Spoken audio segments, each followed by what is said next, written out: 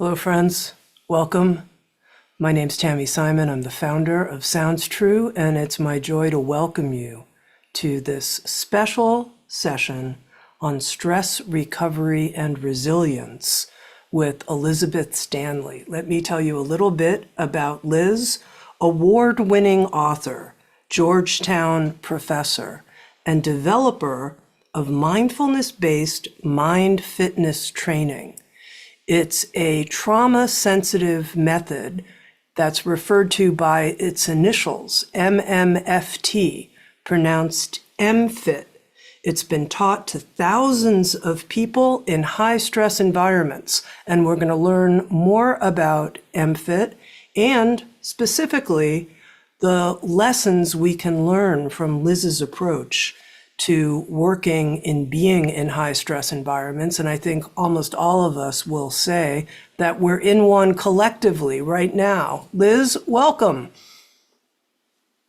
Thank you so much, Tami. It is so wonderful to be here with you this evening. Hello, everybody. Thank you for joining us.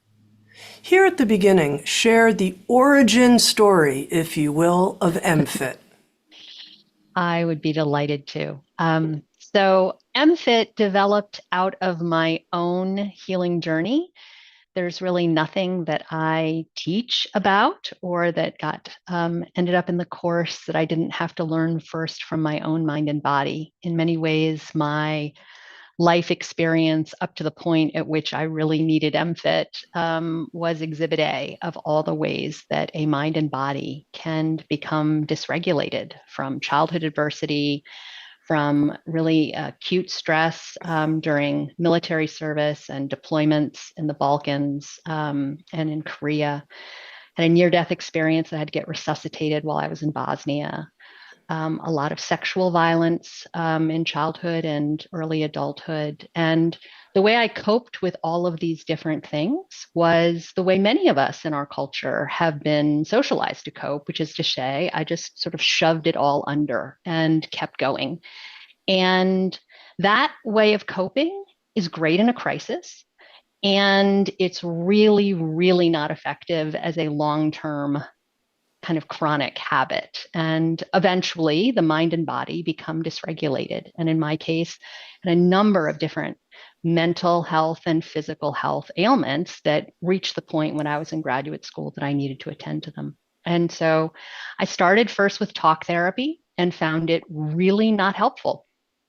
And then I was exposed to meditation and mindfulness training, did intensive retreats here in the US and in Burma. And that helped in some ways, but in many ways, my experience didn't match that of the teachers, and they couldn't really explain to me why I was having certain reactions to practice that were actually making some of my symptoms worse.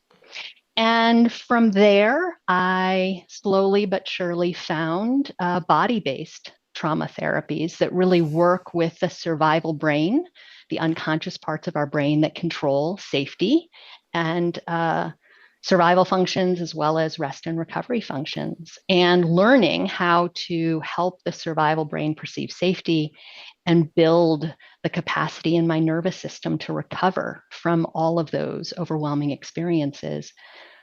That paired with this awareness that I had built through all of my practice, I realized there is a pairing here that really is helpful. And so those two things, plus the warrior traditions, I come from a long warrior lineage in my family. And so I knew a lot about them. And those three came together in MFIT.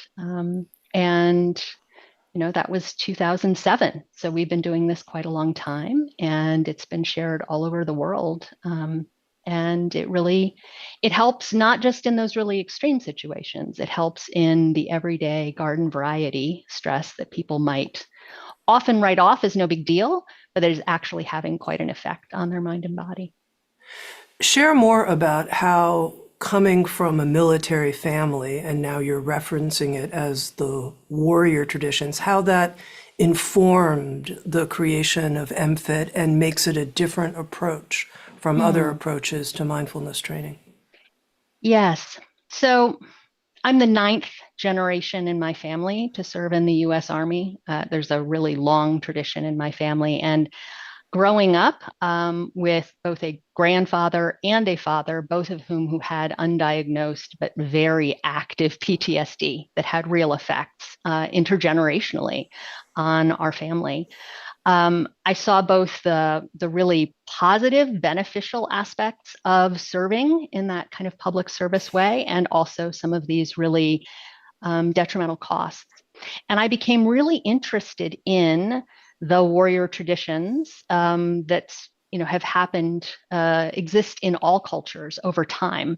And I did a deep dive into learning about them because the one thing that all of them have in common is this goal of training the mind and body to have the capacity to meet overwhelming experience with all of our faculties online so that we can be able to understand what's happening and make appropriate choices, make ethical choices, even in danger. And all of these traditions have blends of mind and body training practices. It's very embodied and it's very focused on a path of mastery to really cultivate the positive sides of the warrior archetype. I know coming up from a warrior culture, I understood that innately. Public service and helping to protect others was always something crucial to me. But what I realized after I'd learned more about these practices is that, the warrior archetype isn't limited to just people who might be serving in uniform. Anyone can access. This is a really critical archetype for humanity. It's the ability to speak truth to power, to help those who might be disadvantaged or need assistance, to be able to stand up for principles and ideals, to help really defend and protect community. And so I think that energy is something that anyone who is concerned about living in a safe and collaborative collective needs. And that energy and the two qualities that exist across all of the different warrior traditions trainings became a critical part of MFIT. Those two qualities are wisdom and courage. And I think we need both of those really a lot in this polycrisis era. Right now, you're in a writer's cabin near the Shenandoahs, but normally you live in the DC area. And you and I were talking about how, in some ways, being in Washington, D.C. right now, with the number of people who have lost their jobs, how it's a trauma zone just to walk around the streets of D.C. And I think many of us feel like we're living in a trauma zone right now during this time. And I wonder if you see MFIT as being a practice that somehow has a special suitability for the time we're in, a time when, using the language you just offered, we need to bring forward our courage and compassion and be bold. And when we feel like we're under attack just waking up and reading the news. Absolutely. And yes, I do think MFIT is well suited for these times because all of these ideals of being able to act in ways for the benefit of the collective, it's hard to access the energy, the creativity, and the inspiration to kind of take those actions when our system is feeling under attack. And so, what I'm hoping we're going to discuss together tonight is how important it is at a very base level, at a very simple level, for us to train our mind and body to be able to experience crisis or experience something traumatic or experience something stressful and be able to move through it in a way that helps us grow and evolve and open to new possibilities. And I think MFIT teaches very concrete skills for how to do that in a very kind of embodied, micro, in the mind and body way. So I connect it to these bigger things we need.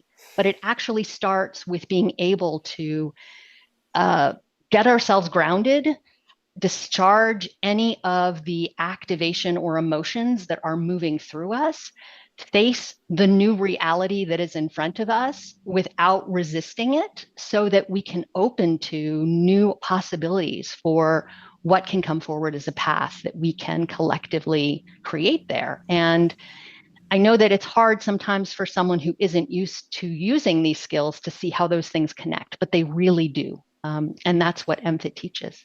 Okay, let's go right into it, which is this notion of feeling a ground of safety. And speaking to people who don't feel safe and perhaps haven't felt safe in their body in an accelerated way over the last several years, but maybe, truth be told, ever. As someone who was that person, when I came to these practices in my late 20s and early 30s, I had never experienced safety in my body. And even after practicing, there are still moments when I won't feel safe in my body. That is part of our wiring, it is part of how we're conditioned. But what is really amazing is the body has tremendous capacity to hold and move through tremendous amounts of stress arousal and emotion. And most of us have been conditioned to have the response that this is too much, this is overwhelming, this is something I can't manage, I can't fix, not now, it's too big, let me save it for later. And so we have all kinds of patterns, many of them unconscious, for tamping it down and soldiering through, focusing on whatever's immediately in front of us, or distracting ourselves from it and avoiding it.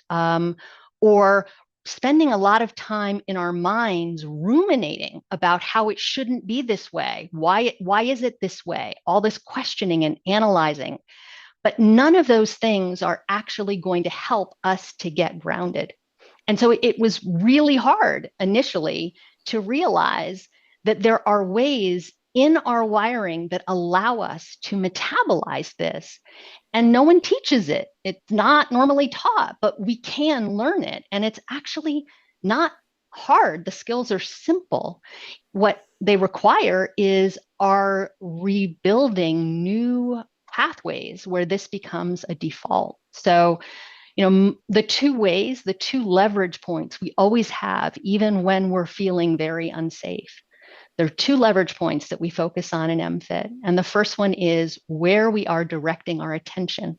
Because wherever our attention is directed, whether it's consciously being directed, like we're choosing to pay attention to something, or more often where it's unconsciously being drawn to, whether that's our to-do list, or whether that's what we're seeing as we're doom scrolling, or whether that's ruminating about an argument we had or something that happened to us in our past.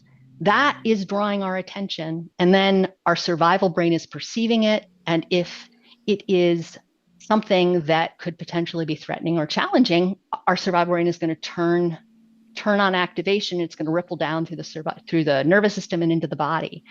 But we can learn to notice where the attention is. And then if it's not in a way that's going to be helpful, to redirect it in ways that could be more helpful. That's our first leverage point. The second leverage point is whatever we're doing in a repeated way.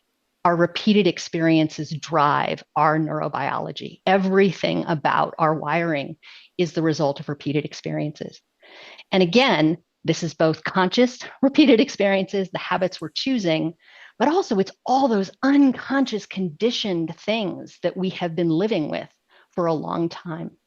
So if someone has never felt safe in their body, they are constantly reaffirming a sense of lack of safety. Their survival brain is constantly hypervigilant, constantly sending, I am not safe, turn this on, and then it's turning it on. And it can then feed on itself because the survival brain isn't just sending messages down from the nervous system into the organs.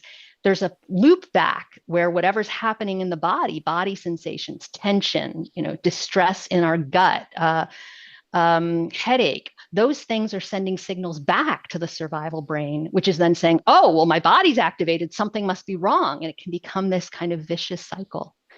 And so initially, it requires slowly, one bite at a time, helping ourselves to get grounded, to actually help our survival brain perceive safety with conscious awareness, and then to see what naturally, automatically, implicitly will happen. When we're perceiving safety, there's this whole other ripple effect that opens up a whole different space.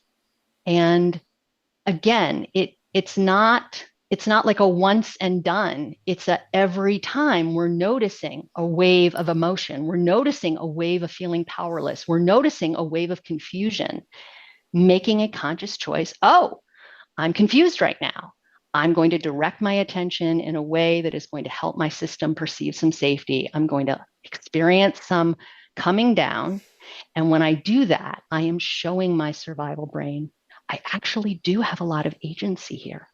And that begins to wire a whole different pattern so that someone who's never felt safe in their body can actually be safe in their body. And I know it works. I've seen it in my own body first, and I've seen it in so many other bodies that I've worked with, in live and virtual sessions. Okay, I have further questions about this. I also want to share with those who are joining us here. If you have questions, you can write them under the Q&A tab, and I'll incorporate as many of your questions and comments as I can.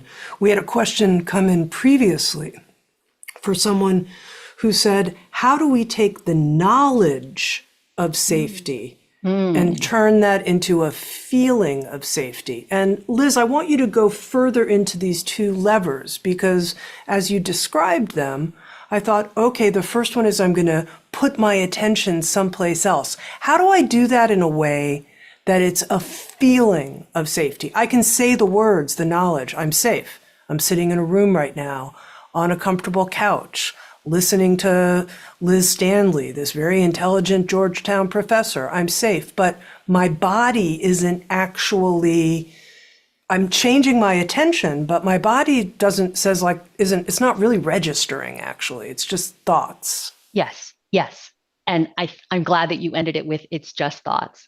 Before I answer that question, I do want to unpack a little bit the difference Please. between thinking brain and survival brain, because not everybody listening may be aware of how I use those terms. They're really, really critical for MFIT.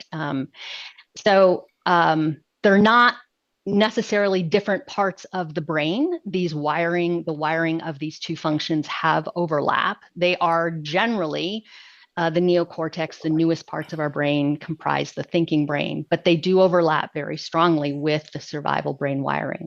But I differentiate them like Daniel Kahneman did with his dual processing model, thinking fast and thinking slow. The thinking brain is responsible for our conscious thought, our deliberate decision making, our language, our ability to make plans and follow through on them, and our willpower. And it also has a memory function that we can access intentionally. It's explicit memory. All of those belong in the thinking brain. And for most humans, that is the part of themselves they identify with the most, because we hear the thinking brain narrating or commenting as we're comparing as we're moving through the day. That kind of thought pattern is part of the thinking brain. So many people, when they go to try and feel safe, I certainly did for many years, try to have their thinking brain figure it out. And it's all about planning, trying to predict and prevent unwanted things from happening, making decisions, analyzing. And it's very thought-based. The thinking brain has nothing to do with whether we're turning stress on or turning it off.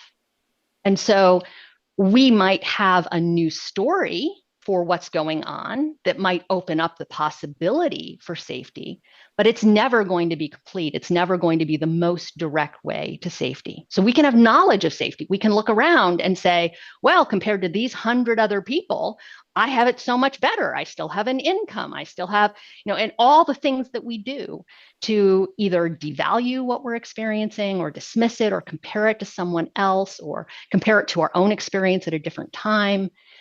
And all of that may help our thinking brain feel calmer, but it's not actually going to help the body perceive safety.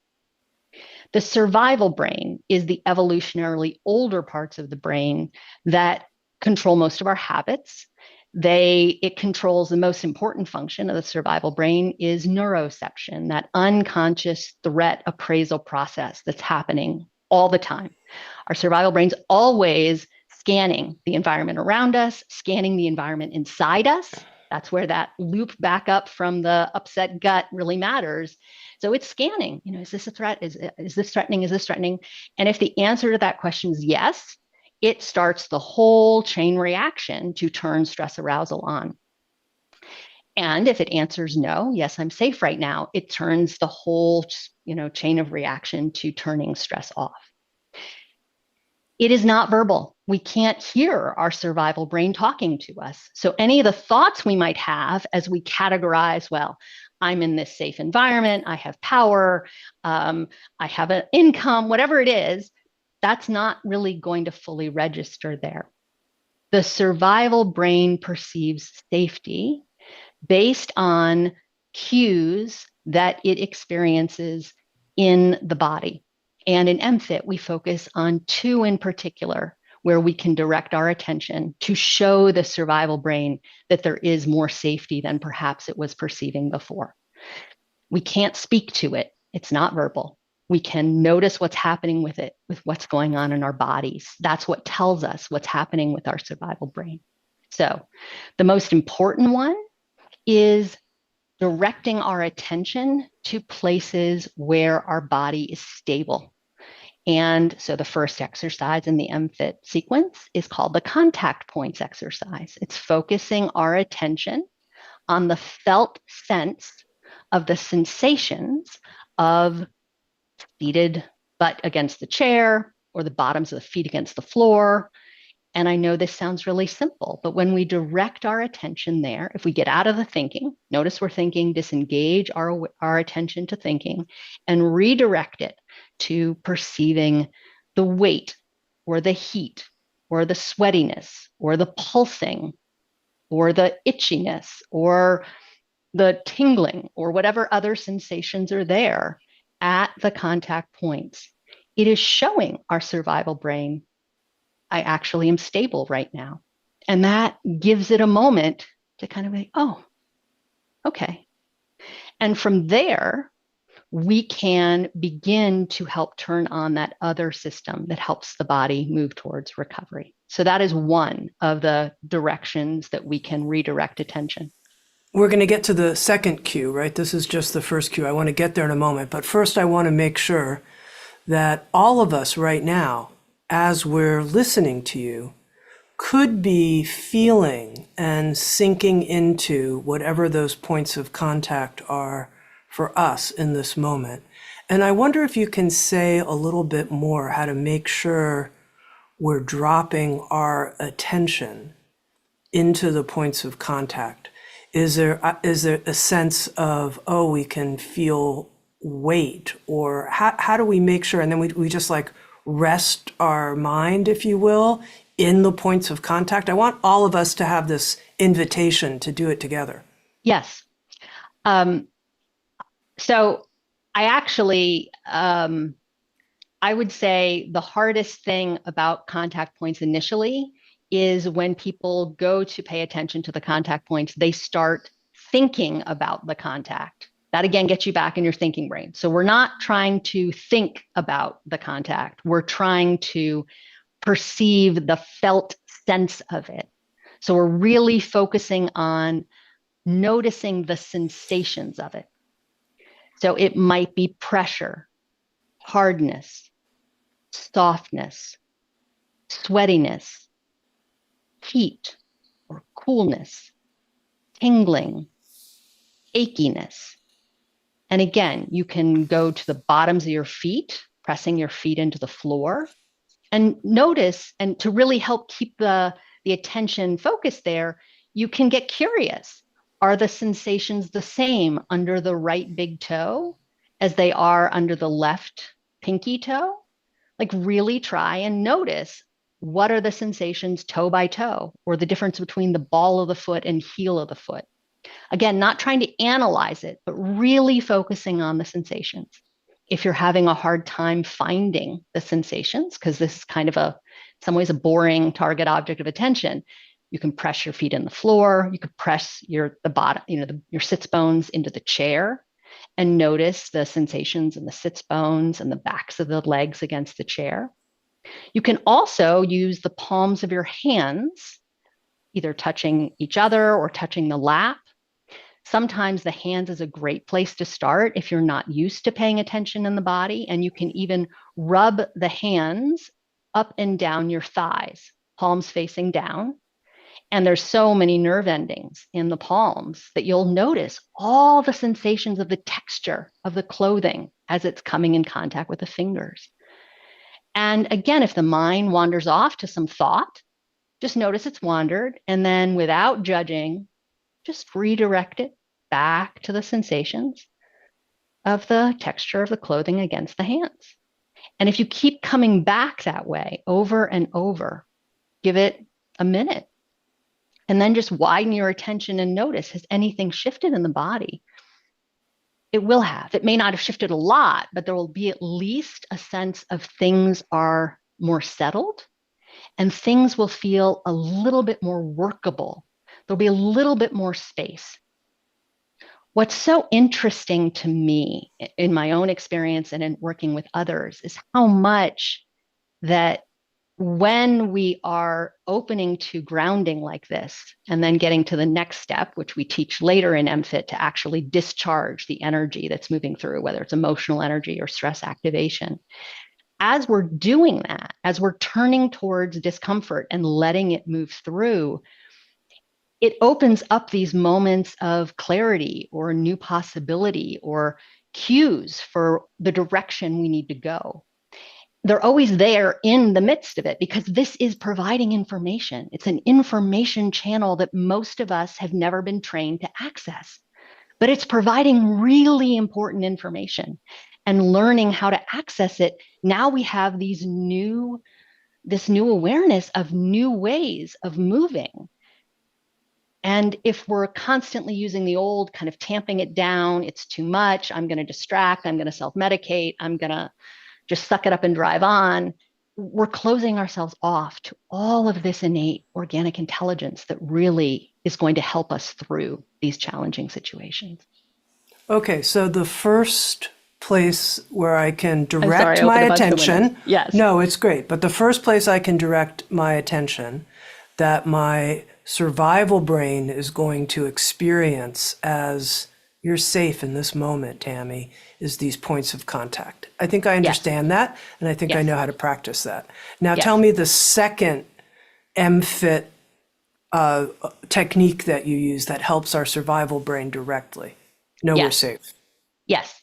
So without doing a whole lot of nervous system polyvagal science, I will say that there are, the vagus nerve has two branches. One branch really controls our defensive response towards trauma and freeze. The other branch is very focused on our social engagement capacity and our ability to orient the environment. When we have turned stress on and our survival brain has activated stress arousal, it sends the nervous system into this defensive mode, so we can only access the part that sends us towards freeze. The other part goes offline. We can help it come back online by deliberately moving our head and neck to orient to the room, because head and neck and eyes and facial expressions and vocal cords, all of this is controlled by the ventral parasympathetic nervous system, which is important in the recovery functions. So this is the second place to direct your attention. If you're noticing you're really activated, you can start moving your head and neck to look around and notice textures, colors, um, things that might be pleasant to see or at least neutral to see. And you can catalog what you're seeing. I'm noticing the rain coming down on some trees out there. I'm noticing my basil plant that really needs some watering. It's looking a little droopy. I'm noticing the texture on the jute carpet. You can name that to yourself and just really move head and neck and orient to sights outside. We can also move head and neck and orient to sounds outside. Both of these, sights and sounds, while moving head and neck, is a great way to interrupt whatever the thinking pattern is and show the survival brain I'm orienting, and that can help with safety. We can put these two things together, and we often do with a kind of a shuttle where someone can first notice contact points and name a couple sensations they're noticing there: heat, pressure, and really pay attention to them. And then move their head and neck and find 3 things in the room that are pleasant to look at and name them to yourselves.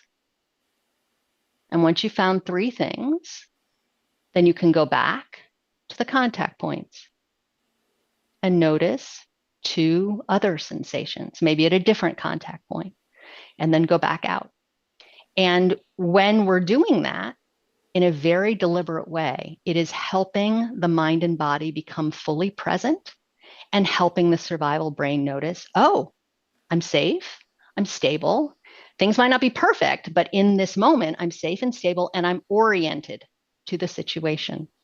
And that will create this settling and space for things to shift.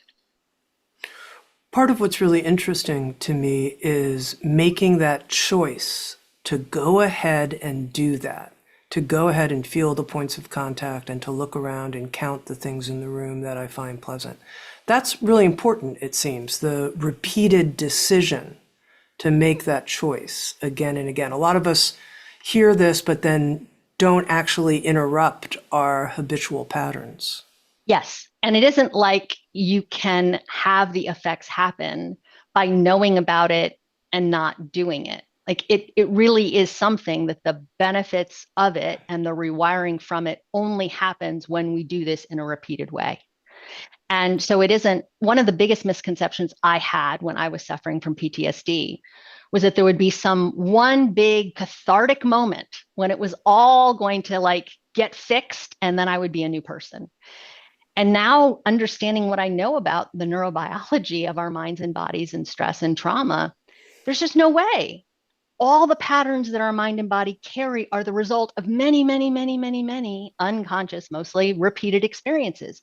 You can't hope to kind of have that shift with just some one thing. What's so wonderful is that when we choose to do this, again, it doesn't have to be like when we're in the big soup. It could be one small moment of, I just got a disappointing email and I'm feeling really disappointed in this moment. It's not going to change the whole world, but in this moment, I am noticing some disappointment. Okay, rather than go distract myself from it or try and figure out what I should have done differently or how they missed the point or whatever the story is, if I can let go of that and just give myself a minute to be in the body with it, and then notice, it's really critical to notice the shift that happens from doing this. And again, it might not be a huge shift. It might be just a 3% different shift. But if we notice that a shift happened, we are mirroring back to the survival brain. You have agency. You made a choice to do this thing. And look, it's different. And that begins to build this momentum of its own, so that over time we can tolerate so much more. Instead of a little like disappointing email, we can have something really big happen, but our system will still trust, I have the capacity to weather this. This may not be what I'd prefer. This may be a really uncomfortable situation, but I can make it through. My system has the capacity to make it through. And that's a really, really, really important shift in implicit memory that the survival brain carries that allows us to then access safety even in events that might objectively seem so much bigger. We received lots of questions about this topic of safety, and someone wrote in, I work for the federal government, and there are new injuries and circumstances each week. How can I handle ongoing trauma while staying in it? Yeah.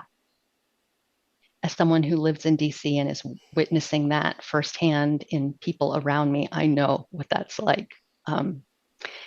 And I think this is where getting out of our thinking brains, trying to resolve it, and helping to lean into our survival brain's ability to work with it is so important.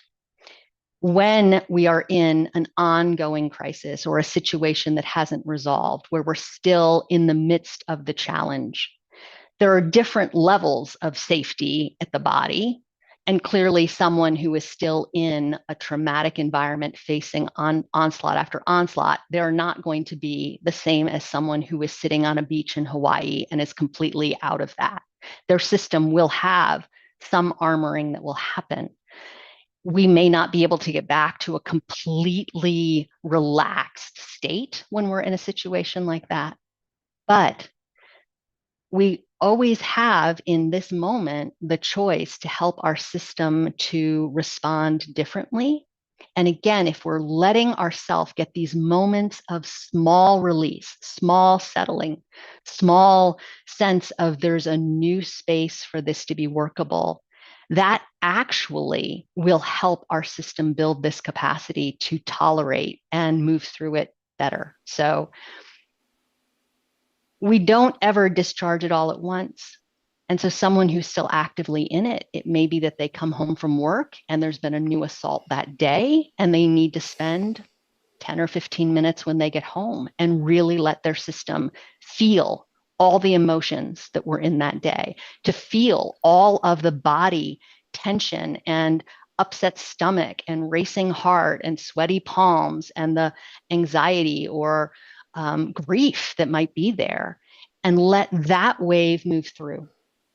And then not to try and figure out what happens next, but just to stay with that wave move through. The system is a little bit more settled, and letting that in really will help us access that information that was inherent in it, that can give us a sense of, is this still the right place for me to be? Is there a different response I could be having? Is there a group of allies that I could be with right now? Is it time for me to leave this situation? All of those things will be much clearer. The clues for which direction to go will be much clearer after we have let our system do some metabolizing of it. And again, not all at once. It could be multiple times in a day, in a week. Liz, you're the author of the book, Widen the Window, Training Your Brain and Body to Thrive During Stress and Recover from Trauma. And I wanted to talk to you about this notion of widening the window and our window of tolerance, and specifically how the MFIT methodology helps us. Does it help us widen our window? How does it do that? If you can explain that to people. So the window in the title is the window of tolerance to stress arousal that each of us have wired in our minds and bodies unconsciously in our survival brains.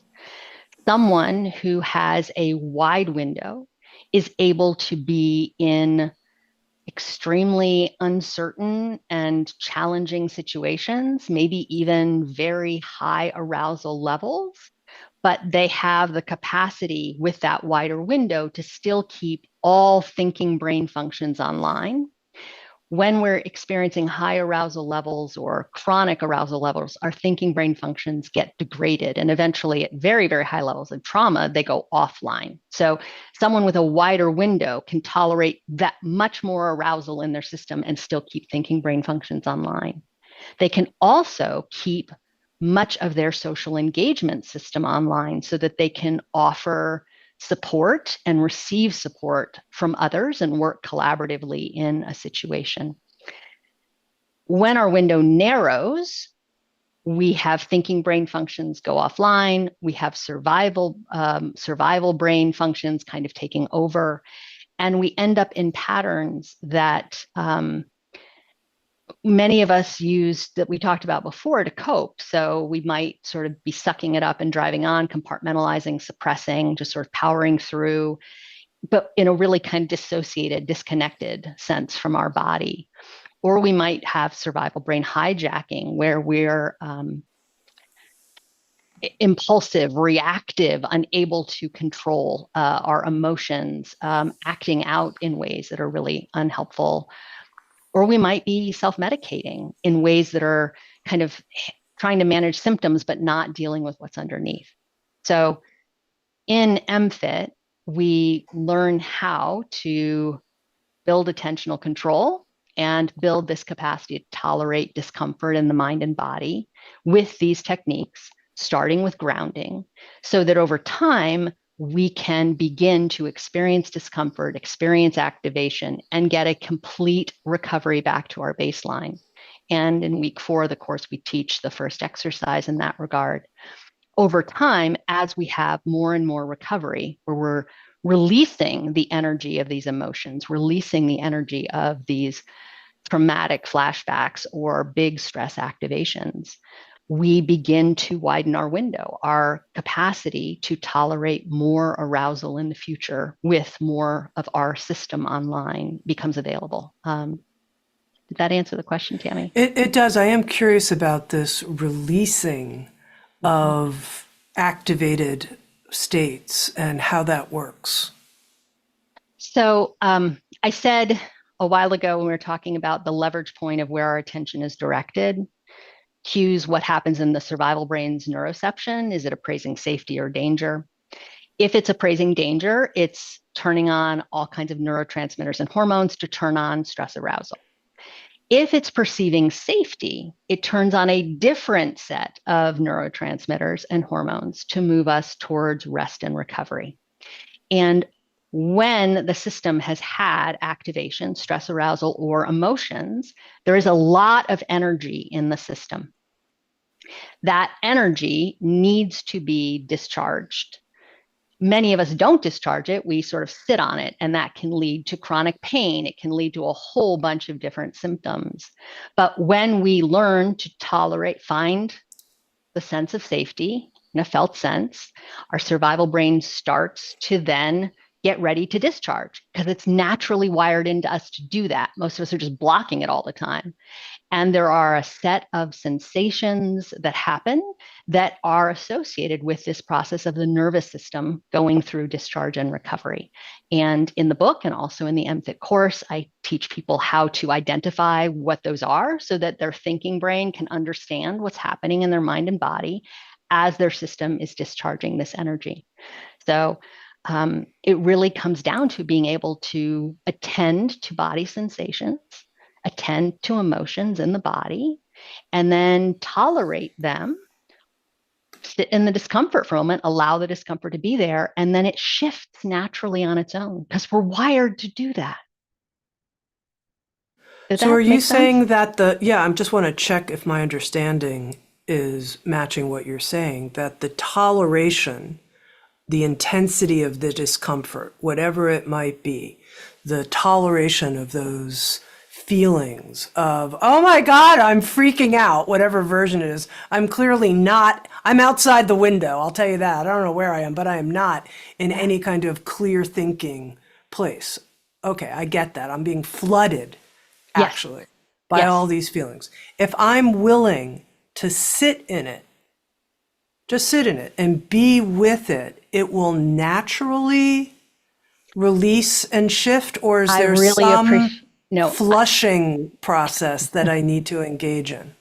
yeah, I really appreciate you asking that follow-up question because I don't want anyone to be left with the impression that this is a matter of sort of gritting our teeth in the intensity and that that is going to get it through. Actually, that is not going to work because that is a form of override again that will block the survival brain from actually doing this recovery. The recovery has to happen as a bottom-up process. Our thinking brain is a top-down, cognitive, deliberate, intentional process. The survival brain is a bottom-up process. We can't force it to happen. We can't make the survival brain perceive safety. We can't make it discharge. All we can do is make choices to set conditions where it will naturally be able to access safety. And when it does, it will then naturally be able to start this discharge. And we set those conditions by which context we put ourselves in and where we're directing our attention. If we're having really high arousal levels, it's possible, as you said, to get flooded. And sitting in floodedness is actually not going to be helpful. So it's really important that this is done in small bites. And MFIT teaches the small bites of how to get grounded and how to work with one piece of an activation and bring that to discharge. And then to stay in the grounded place and not go back into more of it at that time. So we really pace that out. We don't want anyone to get flooded because then that they run the risk that their survival brain will get re-traumatized, and we don't want that to happen. The whole point here is training our survival brain to access its organic agency that we've just been overriding for so long. So it may be that someone sits down and they're noticing a pounding heart and racing thoughts and sweaty palms. And they direct their attention to their butt in the chair, and they're, keep redirecting attention back to the contact points, the butt in chair, until they notice the system begin to settle. And then there might be some yawning.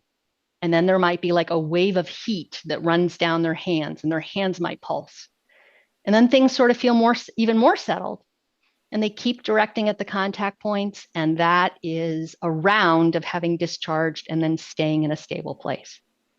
It doesn't sound like a lot, but when we've done that many times, it leads to tremendous shifts in the capacity in our system.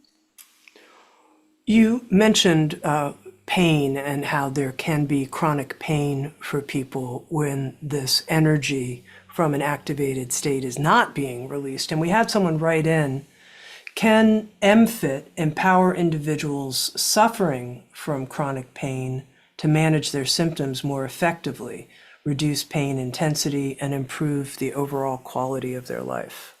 Yes, absolutely. There are so many people that I have worked with chronic pain. And when I have had migraines, when I went through a period of migraines before MFIT, it really helped me to cure my migraines.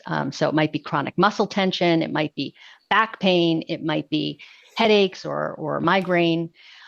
All of these pain symptoms are, let me back up and say, the brain's pain distress network treats physical pain, emotional pain, and social pain the same.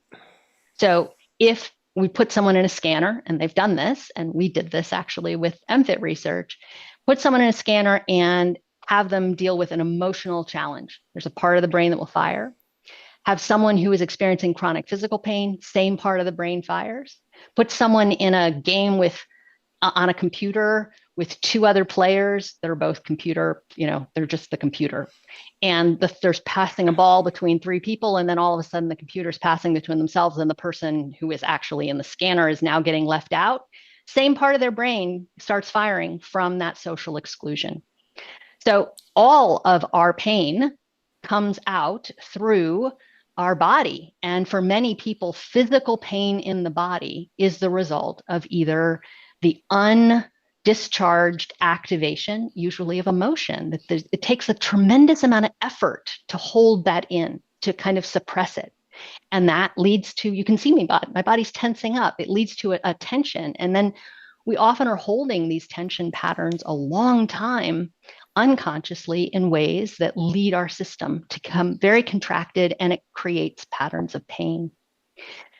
Learning to begin to tolerate the suppressed emotion or the suppressed stress activation that has never been discharged, and also working directly at the physical pain and then having the waves of emotion come up from that. There's two ways in on it. And in MFIT, we teach both.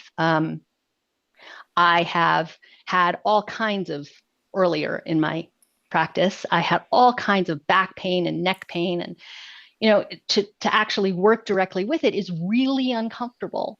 But once participants learn the ground and release exercise, there is a whole modified practice sequence for people dealing with chronic pain with specific exercises, some from the sequence and some specific for pain, for them to work with, to really begin to lean in towards, not too much, again, we don't want to flood, but move towards the discomfort, stay with it, and then allow it to open up into whatever is underneath and discharge that. And again, when we do that in a repeated way over weeks, it really begins to shift the levels of pain we have in the body. Now, you mentioned that the MFIT protocol, this entire sequence, came primarily from your own experience and bringing together these three different strands of intelligence, the mindfulness practice tradition, trauma healing and somatic experience, embodied work with trauma, as well as the warrior traditions. I'm curious, though, here you are, you're a Georgetown professor. I'm sure you did a bunch of research to make sure that the protocol you developed was effective with people. And I'm curious to know more about the research. And would it be fair, could we go so far as to say MFIT is now evidence-based as an effective approach? Oh, yes, I think it's fully fair to say that. So MFIT has been tested through 4 neuroscience and stress physiology studies that were done with active duty troops who were preparing for deployment to Iraq and Afghanistan for combat. Many of them had already been to combat before and were suffering from the dysregulation of their early life experiences or prior deployment experiences.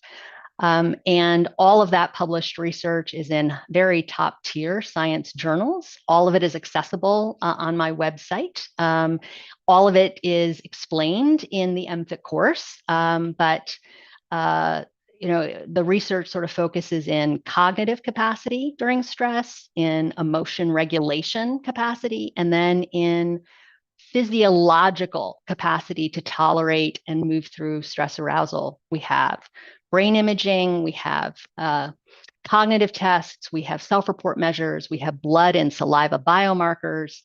We had the troops wear bio harnesses where we could get moment by moment heart rate and breathing rate as they were going through stressful combat drills. And we also have sleep data. And all of it shows different facets of a wider window of people capable of keeping thinking brain functions online, social engagement functions online during stress, and then being able to recover back to their neurobiological baseline after stress. Big improvements in sleep. So all of that research is available on my website, elizabeth-stanley.com, for anyone to go see the summary of it or to read the actual science papers. And we had someone write in who wanted to know, how do people who don't have safety, immigrants, oppressed groups, racial and gender minorities, how do they widen their window when inherently they don't have safety? Yeah. And I know you've done a lot of work with this, Liz, and not all mindfulness meditation teachers have done the kind of work that you've done, including you're now working with having the whole MFIT program translated into the Ukrainian language so it can be available for people in this war-torn area. Yeah, we actually are starting a study with Ukraine later in July with men and women who are in the war zone. We'll be teaching on Zoom while we're still developing the translated MFIT online course. So yes, when we are in physical danger, it is very, very, very hard to access physical sense of safety. That said, even in the worst environments, there are moments that are lulls. Like it isn't 100, intensity 100 level all the time, even for someone who is an immigrant or someone who is facing tremendous situations.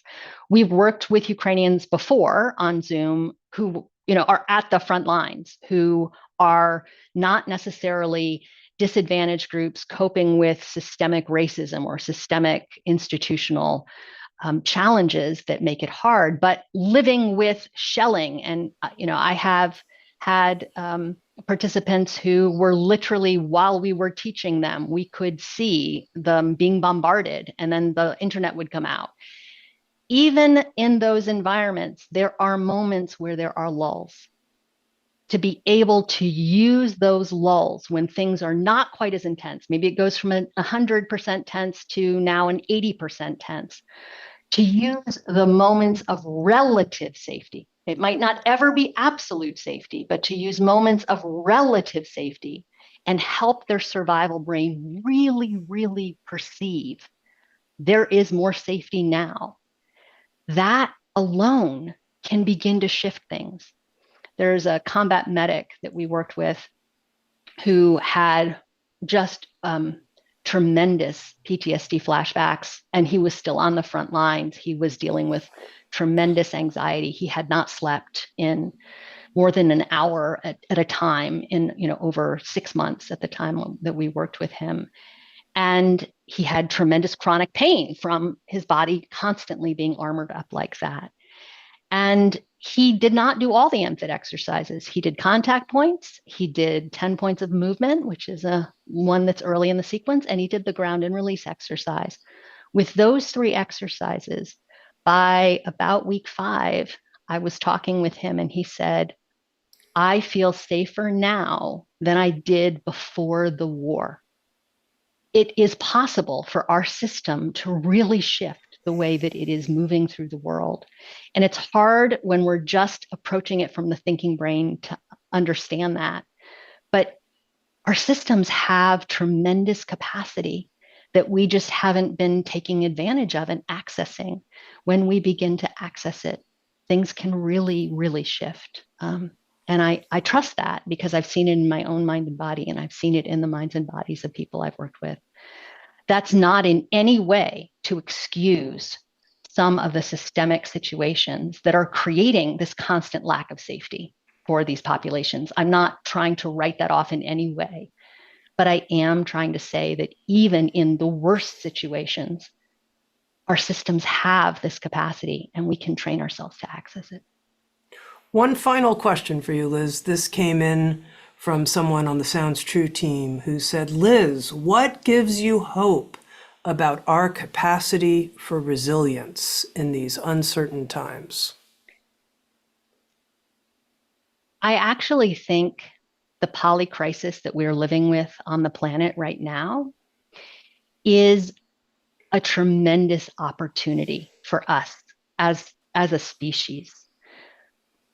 I know from my own experience that shifting and growing and evolving when we're feeling comfortable and stable is really hard to do. It's hard to get the motivation to try something new when things feel stable. And in some ways, the last chunk of years have helped to unearth so much of the imbalance, so much of the disowned aspects of the reality that we have collectively created, and all of the negative externalities that we have not owned on certain populations and on the planet itself.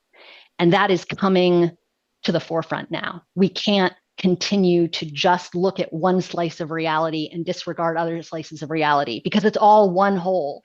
We have to own the whole. And I think the levels of pain that we're seeing in so many different ways around the planet, and the pain that the planet is showing us itself, these are ways that the whole is starting to expose all of this disowned pieces, just like someone who individually might have experienced horrific traumas and they've been functioning by shoving it under, like I did for 30 years. You can't heal and evolve until you turn towards and face it and allow it, and then let it begin to shift. And I think that's the invitation that we're in right now as a collective. I do feel hope that this is a tremendous opportunity that we as a species and a planet could use these conditions that we've created unconsciously in a conscious way to allow us to really face our collective pain and begin to evolve from it. And again, the pain and the activation and the emotions have inherent within them the seeds of the next step. We can't know it until we turn towards it.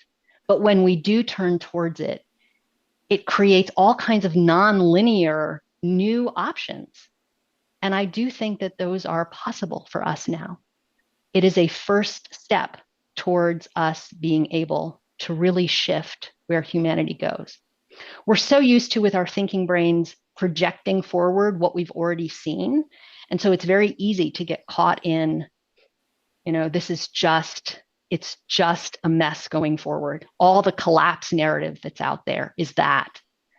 But I actually think if we were to turn towards, in a micro way, learn how as individuals to do this so that more and more individuals can do this, it can open up some new things that none of us can imagine right now that actually could take us to a very, very different place. That's where I feel hope. I've been speaking to Elizabeth Stanley. She's developed a trauma-sensitive approach to practicing mindfulness. It's called MFIT, Mindfulness-based Mind Fitness Training. You can learn more at soundstrue.com.